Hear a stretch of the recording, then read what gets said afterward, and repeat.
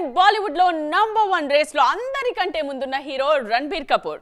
వరుస black busters తో super form లో ఉన్న ఈ చాక్లెట్ బాయ్ ఇప్పట్లో కొత్త క్యారెక్టర్ ట్రై చేసే ఛాన్స్ లేదన్న టాక్ వినిపిస్తోంది. ఇంతకీ రణబీర్ కిట్టీలో ఉన్న సినిమాలేంటి?